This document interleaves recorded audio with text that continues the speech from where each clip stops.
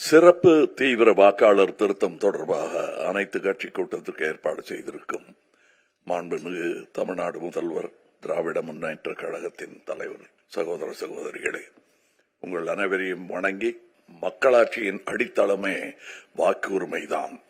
18 வயது நிரம்பியவர்கள் அனைத்து இந்திய குடிமக்களையும் வாக்களிக்க செய்ய வேண்டும் என்பதுதான் மக்கள் நீதி மையத்தின் நோக்கம். எனவே தகுதியுள்ள ஒருவரின் பெயர் கூட வாக்காளர் பட்டியலிலிருந்து விடுபட்டு விடக்கூடாது. வாக்காளர் பட்டியல் சரிபார்க்கப்பட வேண்டிய அவசியம்தான்.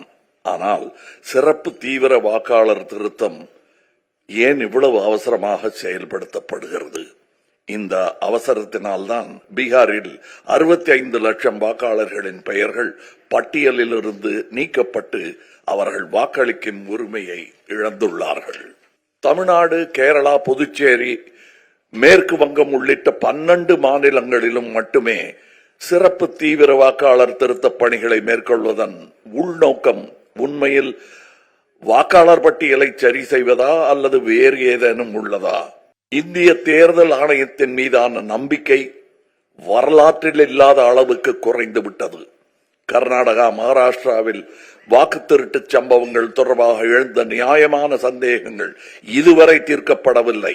வாக்குச்சாவடிகளில் பதிவு செய்யப்பட்ட சிசிடிவி காட்சிகள் வெளியிடப்படுவதில் ஏன் தயக்கம்? அலுவலர்கள் சென்றபோது வீட்டில் ஆளில்லை என்று கூறியோ, அபத்தமான காரணங்களை தெரிவித்தோ தகுதியுடைய ஒருவரின் பெயரை கூட பட்டியலிலிருந்து நீக்கிவிடக்கூடாது. சிறப்பு தீவிர திருத்த பணி வாக்காளர் பட்டியலில் உள்ள குறைகளை தீர்க்க வேண்டும்.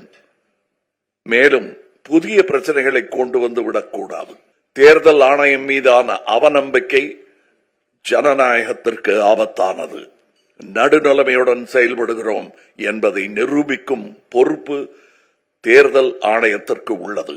எனவே அவசர கோலத்தில் சிறப்பு தீவிர வாக்காளர் திருத்த பணிகளை மேற்கொள்ளாமல் நிதானமாகவும் முழுமையாகவும் இப்பணியை 2026 தமிழ்நாடு சட்டமன்ற தேர்தல் முடிந்த பிறகு மேற்கொள்ள வேண்டும் என்பதே மக்கள் நீதி மையத்தின் நிலைப்பாடு.